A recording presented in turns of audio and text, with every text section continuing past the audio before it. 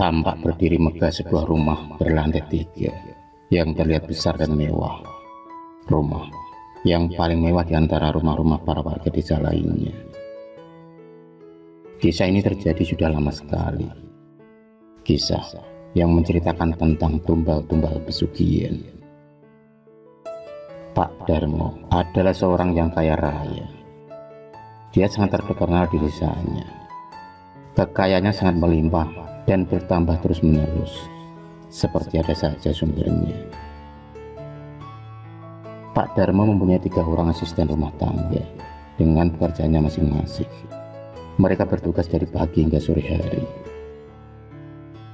Istri Pak Darmo yang bernama Bu Anis masihlah sangat muda. Ia masih berumur 40 tahun. Ia adalah wanita sosialita yang karena kekayaan suaminya itu ia bisa membeli apa saja yang ia mau dan mau kemana saja.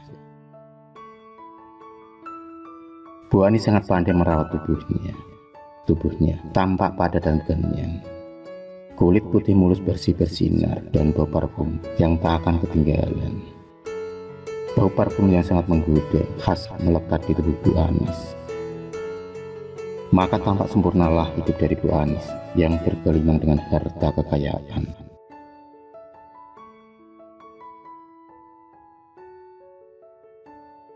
Tak terlalu banyak orang yang tahu tentang kehidupan keluarga Pak Darmo dan Bu Anis. Karena mereka sendiri jarang bersosialisasi dengan para warga desa sekitar. Mereka tampak tertutup atau mungkin malah menutup diri dari para warga.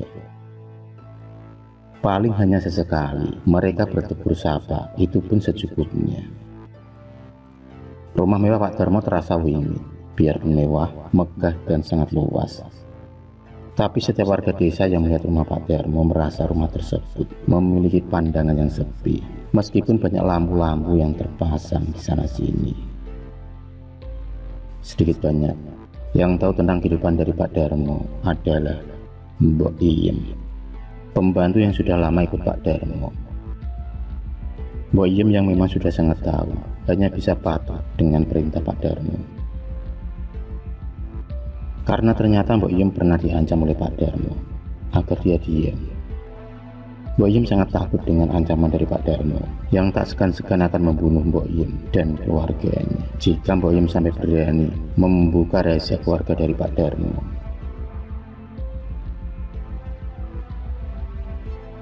Mbok Iem sendiri tahu sebuah rahasia dari kehidupan Pak Darmo dan kekayaannya. Hal itu diawali ketika Mbok Iem ikut bekerja di rumah Pak Darmo yang saat itu masih meninggali rumahnya yang belum dibugar, dibikin besar lagi. Malam itu saat Mbok Iem habis bersih-bersih dan cuci piring di dapur, sekitar pukul 1 malam, Mbok Iem terbangun dari tidurnya. Dan ia pun ingin pergi ke dapur untuk mengambil minuman. Tiba-tiba Mbok Iem mendengar suara lirih dari sebuah kamar. Karena penasaran, maka Mbok Iem kemudian melangkah mencari arah suara lirih tersebut. Dan tanpa diduga-duga, sampailah Mbok Iem di kamar juragannya, yaitu kamar Pak Darmo, yang kala itu ternyata pintunya terbuka sedikit. Jantung Mbok Iem berdetak kencang, dak-dik-dik, karena ia mendengar suara itu bukanlah suara Bu Anis majikannya. Suara itu memang berbeda. Suara yang tengah asik berduaan dengan Pak Darmo. Mbok Iem pun memberanikan diri melihat di sela-sela celah pintu kamar yang terbuka. Dan benar saja, apa yang Mbok Iem lihat, Pak Darmo lagi asik berduaan dengan seorang wanita yang masihlah sangat muda. Karena tak mau mencampuri urusan majikannya, maka Mbok Iem segera melangkah pergi. Namun, baru saja Mbok Iem melangkahkan kakinya, ia mendengar suara seorang wanita yang tampak kesakitan seperti sesak bernafas. Mbok Iem pun kembali membalikkan badannya, dan ia pun melihat suatu pemandangan yang menakutkan. Mbok Iem melihat sosok makhluk tinggi besar yang sedang mencekik dan menggigit leher wanita tersebut. Rasa kaget yang mendadak membuat Mbok Iem terpaku, gemetaran, dan tak bisa berkata-kata. Tiba-tiba kemudian tubuh Mbok Iem bisa digerakkan. Dia pun secara mengendap-endap meninggalkan pintu kamar majikannya itu dengan masih hati berdebar-debar menyaksikan kejadian yang mengerikan itu. Ia pun berjalan dengan pelan, dia pun berjalan menuju ke dapur. Dia masih tak percaya dengan apa yang dilihatnya. Sesampainya di dapur, Mbok Yem segera mengambil segelas air putih dan segera Mbok Yem pun meminumnya. Setelah kerongkongannya terasa basah oleh guyuran air dari gelas itu, maka agak tenanglah Mbok Yem. Apa mungkin Pak Darmo mengambil pesugihannya? Gumam Mbok Yem di dalam hati. Waktu pun berjalan. Beberapa bulan kemudian, Pak Darmo membongkar dan merenovasi rumahnya lebih besar lagi, menjadi berlantai 2. Tiba-tiba Pak Darmo mempunyai uang yang sangat banyak dan berlimpah. Entah dari mana asalnya itu uang. Dari tahun ke tahun kekayaan Pak Darmo semakin bertambah. Tapi dia tak tahu bahwa dia melihat beberapa pembunuhan yang terjadi di rumah juragannya itu. Dan sampai suatu malam, saat Mbak Yem berupaya mengendap-endap, saat itu Mbak Yem melihat Pak Darmo yang tengah asik dengan gadis kecil yang amat sangat muda umurnya.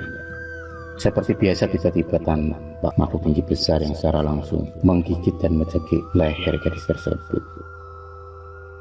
Saat itu tiba-tiba sosok tersebut menoleh dan melihat Mbok Yem yang sedang mengintip. Mbok Yem yang merasa aksinya diketahui itu sangat kaget dan takut. Sebelum sempat Mbok Yem berbalik, tiba-tiba pintu kamar pun terbuka dan Pak Darmo keluar. Pandangan Pak Darmo sangat marah kepada Mbok Yem. Pak Darmo pun mengancam Mbok Yem agar tutup mulut kalau ingin selamat. Dan beberapa kali Mbok Yem melihat kejadian serupa, dan pasti setelahnya kekayaan Pak Darmo akan bertambah banyak lagi.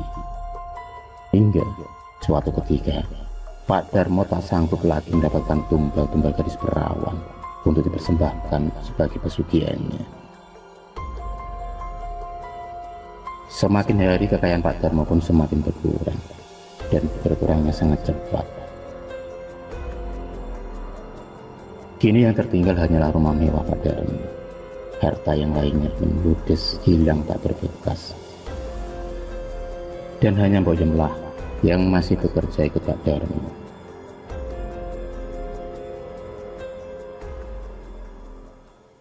Setelah Pak Darmo tidak sanggup memenuhi tumbal-tumbal untuk pesugihannya, dan setelah hartanya semakin habis, Pak Darmo pun jatuh sakit, dan ia pun hanya bisa berbaring di ranjang dan hanya duduk di kursi roda.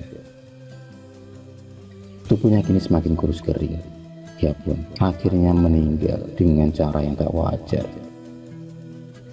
Sementara Bu Anis yang sangat kaget dengan keadaannya yang berubah drastis, ia pun kini jatuh sakit. Dan ia pun menderita depresi karena kejadian itu. Ia pun kini menjadi seperti orang gila yang hilang ingatan. Hingga sekarang ini rumah itu menjadi rumah yang angker dan aneh. Banyak penampakan-penampakan yang terlihat di rumah tersebut.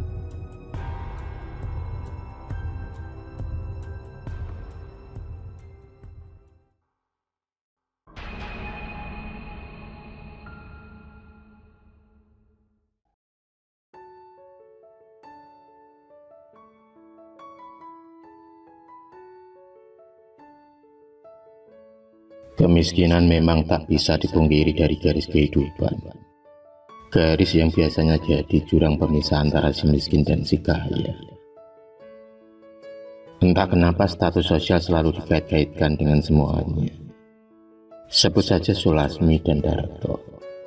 Mereka adalah salah satu keluarga yang bisa dikatakan kurang beruntung. Darto yang hanya sebagai buruh tani tak bisa setiap hari menghasilkan uang. Dia akan bekerja jika ada orang yang menyuruhnya membersihkan sawah saja. Sedangkan Sulasmi hanyalah seorang ibu rumah tangga dengan 2 anak. Sebenarnya dulu Sulasmi bisa meringankan perekonomian keluarga dengan menjadi buruh cuci. Tapi setelah hamil dan melahirkan anak keduanya, Sulasmi tak bisa pergi kemana-mana. Dia hanya mengandalkan keringat Darto untuk mencukupi kebutuhannya. Itu pun kalau ada yang memakai jasa suaminya. Tapi Kalau tidak, terpaksa seluruh anggota keluarga memakan singkong rebus, termasuk Dina, anak kedua Sulasih yang masih berusia 1 tahun. Tapi naasnya singkong rebus adalah makanan pokok yang hampir setiap hari menjadi santapan mereka. Maka tak ayal anak-anak Sulasmi berbadan kurus. Sulasmi sebenarnya ingin memberi makanan yang sedikit bergizi untuk anak-anaknya. Tapi apalah daya, hutang Sulasmi di warung Aminah sudah menumpuk. Malam itu Sulasmi bernafas lega saat melihat kedua buah hatinya tertidur pulas. Mereka tampak kenyang setelah melahap sepiring singkong rebus. Hari ini bisa dilalui Darto dan Sulasmi, meski masih dengan keadaan memprihatinkan. Tapi paling tidak, masih ada pengganjal perut untuk keluarganya.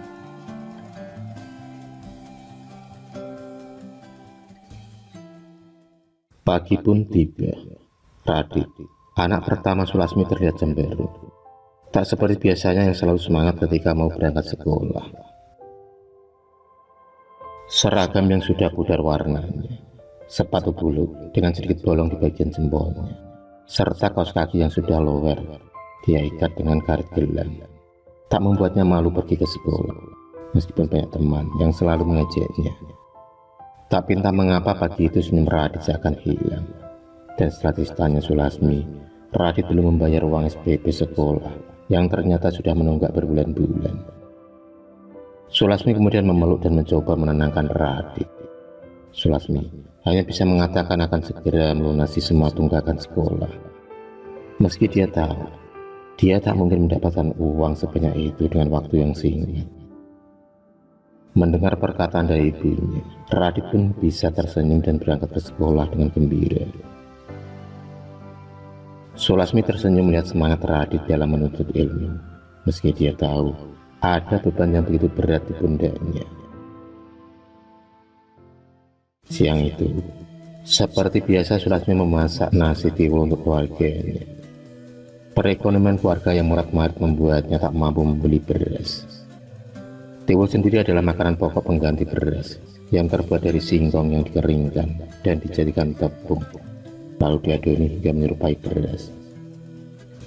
Kemudian ditanaklah seperti menanak nasi di dandang.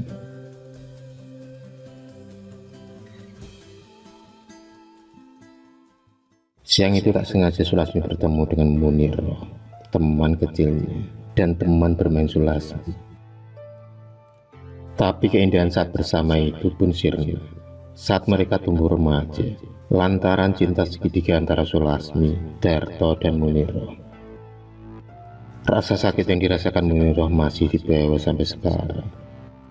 Darto yang lebih memilih Sulasmi menjadi pendamping hidup benar-benar membuatnya sakit hati.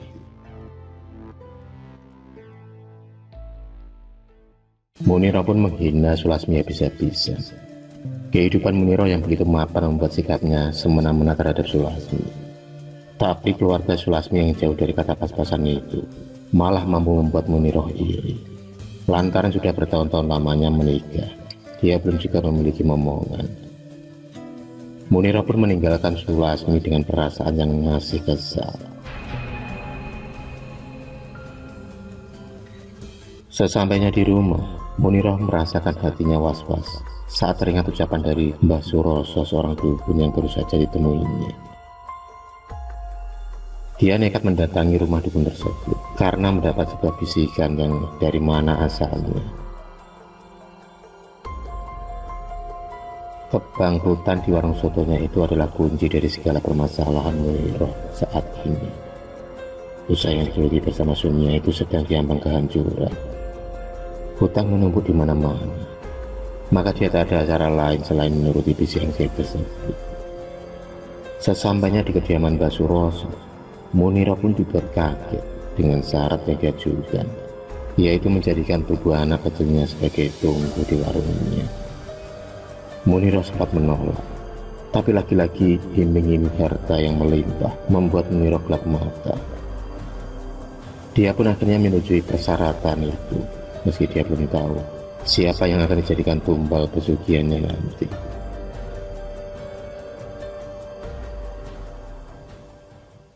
Bulan purnama segera datang, di mana Muniro harus segera melakukan ritual sekaligus mencari mangsa anak kecil untuk dijadikan tumbal.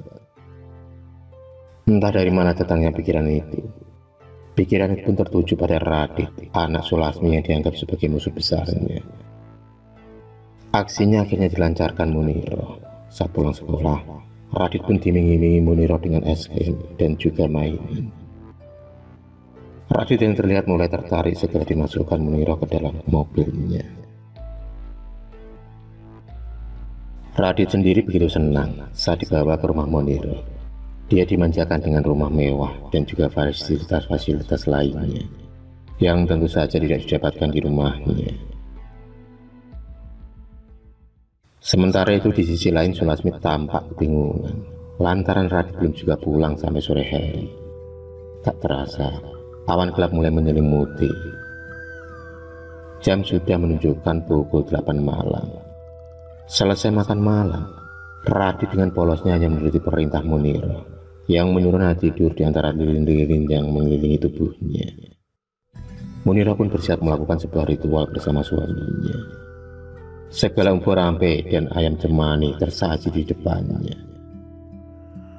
Setelah menunggu sekitar 30 menit, tiba-tiba saja tubuh Radit menghilang. Dan selang beberapa saat kemudian, tulang kaki dan tangannya terlempar dari atas. Tulang dan kaki itulah yang akan dijadikan pelengkap untuk pembuatan tungku di warungnya. Di sisi lain Sulasmi merasa batinnya tersiksa. Warga dan juga suaminya belum berhasil menemukan keberadaan Radit. Air matanya tak bisa berhenti menetes di pipinya. Hingga pada bulan kedua kepergian Radit, Sulasmi masih merasakan keganjalan. Dia seolah mendengar tangisan anaknya di belakang rumah. Tak hanya itu, Sulasmi juga merasa ada kejadian-kejadian aneh setelah kepergian Radit. Di tempat lain, Muniro terlihat tertawa bahagia saat melayani para pelanggannya. Warungnya kini ramai pengunjung. Usaha Muniro pun berkembang pesat hingga dia membuka cabang di beberapa tempat. Pundi-pundi harta mulai dia kumpulkan lagi. Rahasia besar keluarganya ditutup rapat-rapat. Tak ada seorang pun yang berani masuk ke dapur warung sotonya. Itu semua dikarenakan sering adanya penampakan anak kecil di dapur tersebut. Dan kejadian itu pernah dialami oleh salah satu karyawannya yang tak sengaja melihat anak kecil menangis di pojokan. Sosok anak kecil itu sering menampakkan diri, lengkap dengan seragam sekolah yang terlihat lusuh. Suatu malam, Muniro lupa menyediakan sajen. Karena hal itulah, Mbah Suroso marah dan memberikan peringatan kepada Muniro dan juga sang suami. Pada persimpangan jalan, Mbah Suroso berpapasan dengan Sulasmi yang memang bekerja sebagai buruh tani di sawah milik tetangga mereka. Sulasmi merasakan kalau orang yang dilihatnya itu memiliki keanehan. Tak dipungkiri bagi Sulasmi, Radit adalah anak kesayangannya, sekaligus anak kebanggaan keluarga. Suatu hari, ada seorang anak kecil yang tak lain pembeli di warung Muniro. Anak kecil itu merajuk untuk diantarkan ke toilet. Setibanya di pintu belakang, anak kecil itu tiba-tiba menghampiri sebuah tunggu tempat membuat sebuah soto. Anak itu terlihat melakukan sebuah percakapan dengan seseorang. Dari situlah rahasia besar Muniro terbongkar. Karena anak kecil itu mengadukan semuanya kepada orang tuanya, yang memang adalah seorang ulama besar di kota itu. Awalnya Muniro mengelak atas semua tuduhan dari anak kecil tersebut. Ternyata anak kecil tersebut memang mempunyai indera keenam. Dia pun menceritakan kisah 2 tahun yang lalu, di mana ada anak kecil yang dijadikan tumbal untuk kesugihannya. Cerita dari anak kecil tak pernah berbohong, dan itulah yang membuat para warga dan pengunjung lainnya percaya akan kata-kata anak tersebut. Muniro dan suaminya diarak di balik desa untuk membuat sebuah pengakuan. Disaksikan Sulasmi dan Erto, Muniro pun terlihat menangis penuh penyesalan. Dia pun bertekuk lutut untuk meminta maaf pada Sulasmi dan Erto. Tapi Sulasmi tak akan bisa memaafkan kesalahan Mira. Perbuatannya tak bisa dimaafkan. Keegosiannya telah mengorbankan anak yang tak bersalah. Akhirnya Mira pun dihukum dengan seberat-beratnya.